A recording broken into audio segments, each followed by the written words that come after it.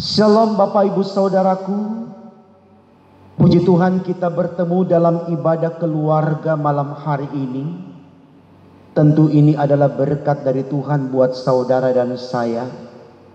Karena itu mari kebaikan Tuhan ini hendak menjadikan kita sungguh-sungguh bersedia untuk menerima firman-Nya yang sudah kita baca bersama di keluarga masing-masing dan hendak kita renungkan di saat ini.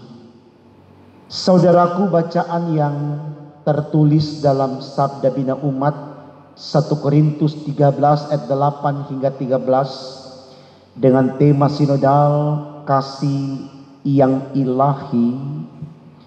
Saya mau katakan bahwa ini sesuatu yang harus kita sadari, harus kita miliki, dan kita hidupkan di dalam keimanan kita, supaya kita tahu bagaimana mempertahankan kasih ilahi seperti yang tertulis di dalam tema khotbah kita. Mengapa kita harus mempertahankan kasih ilahi tersebut, saudaraku? Jawabannya adalah karena kasih ilahi itulah jalan bagi kita menuju kepada sorga. Tidak ada kasih yang lain yang akan menggiring kita, menuntun kita, membawa kita kepada sorga. Hanya kasih ilahi, kasih Allah. Dan saudaraku, saya mau katakan dalam renungan malam ini, kasih Allah itu tidak terbatas. Tidak ada alat ukur yang bisa dipakai untuk mengukurnya. Kasih Allah itu sangat dalam, sangat luas, sangat lebar, sangat tinggi. Itulah kasih agape yang kita kenal di dalam kekristenan kita. Dia tulus, dia jujur, dia ikhlas. Nah, karena itulah Allah yang mengasihi kita itu, yaitu Yesus Kristus, menyebutkan dirinya Allah yang Immanuel, Allah yang selalu menyertai, Allah yang Alfa dan Omega, ada di awal dan ada di akhir.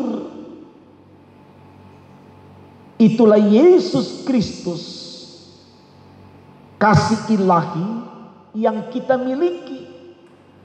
Itulah alasan kenapa Paulus berkata dalam Filipi 1 ayat 21, selalu saya ingatkan jemaat tentang perkataan Paulus ini supaya kita bisa meneladaninya. Di sana Paulus berkata, hidupku adalah Kristus, maka matiku adalah keuntungan. Artinya Kristus yang maha kasih ketika ada pada kita, walaupun kita sudah mati, kita akan tetap hidup.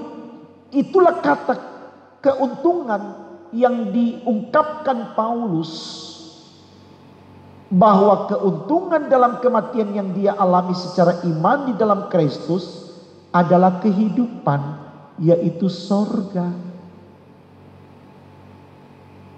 Kasih Allah itu besar, saudaraku, sekali lagi. Artinya kita selalu bisa dipanggil setiap waktu untuk menerima kasih itu. Tidak terbatas pada ruang dan waktu tertentu. Asal saja satu hal yang perlu kita tahu, jangan kita mempermainkan kasih Allah yang besar itu. Udah deh, kita bikin dosa aja dulu sekarang, toh besok bisa datang kok kepada Tuhan. Apalagi kalau kita lihat tata ibadah Minggu GPIB ya. Dalam rumpun tata ibadah itu ada poin yang menggiring jemaat untuk mengaku dosa. Sehingga ada sebagian warga yang berpikir, udahlah, Senin sampai Sabtu kita berbuat dosa, nanti Minggu kan kita ada ruang untuk mengaku dosa. Bukan begitu pengertiannya, saudaraku. Jangan sampai kita salah menafsirkan apa yang dimaksudkan dalam renungan ini. Walaupun sudah dikatakan dalam Injil Yohanes 3 ayat 16, di sana dijelaskan karena begitu besar kasih Allah akan dunia ini. Lalu kita berpikir bahwa kita bisa mempermainkan Allah untuk kebutuhan-kebutuhan tertentu. Tidak demikian, saudaraku. Nah, ini yang perlu kita tahu. Supaya ada semangat di dalam diri kita untuk mempertahankan kasih ilahi. Karena apa, saudaraku? Sembari pun kasih Allah tidak terbatas, tapi ada masa di mana kemudian Allah juga bisa menyatakan, katakan amarahnya, rasa tidak sukanya kepada kita. Ya, jadi hati-hati, saudaraku, jangan kita terjebak dengan pengertian kasih Allah itu panjang, dia Allah yang Immanuel, sehingga selalu kita merasakan penyertaannya. Dia selalu mau menerima pengampunan dosa kita dan seterusnya dan seterusnya. Kita belajar dari pengalaman Israel. Ya. Bertahun-tahun mereka terlunta-lunta dalam perjalanan panjang 40 tahun di padang gurun. Itu karena mereka disebut oleh Allah bangsa yang bebal, bangsa yang tegar tengkuk. Dihukum datang ke Tuhan. Ketika diberikan kelepasan bikin lagi, datang lagi ke Tuhan. Dilepaskan bikin lagi, datang lagi kepada Tuhan. Berapa generasi yang Tuhan tuntun keluar dari Mesir, tempat di mana mereka diperbudak, tapi tidak melihat tanah perjanjian. Hidup mereka terhenti di perjalanan panjang itu karena mereka bebal. Sayang, sudah menerima kasih ilahi, tapi kasih itu hilang sebelum mencapai tujuan. Makanya ada firman yang berkata, saudaraku, banyak yang dipanggil, sedikit yang dipilih. Kita renungkan kalimat firman ini supaya kita orang-orang yang dipanggil tapi juga dipilih. Amin. Kita harus aminkan. Mengapa saya katakan begini, saudaraku? Karena ada bagian Alkitab di firman Tuhan ini yang berkata, temuilah Tuhan sepanjang ia masih mau ditemui. Artinya ada masa di mana Tuhan tidak mau ditemui. Ini terjadi kepada Petrus dan Yudas.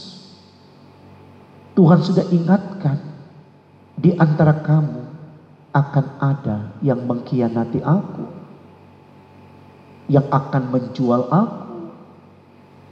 Tapi mereka tidak mengindahkan kata-kata Tuhan. Dan apa yang terjadi, saudaraku, kepada mereka? Penyesalan mereka membawa mereka kepada kematian yang sia-sia. Karena tidak diceritakan kemudian selanjutnya apakah mereka mendapatkan kemurahan Tuhan atau tidak. Saya pikir ini baik, saudaraku, untuk kita renungkan, supaya kita tidak mempermainkan kasih Allah yang besar, yang tidak terukur, karena dia sangat sempurna.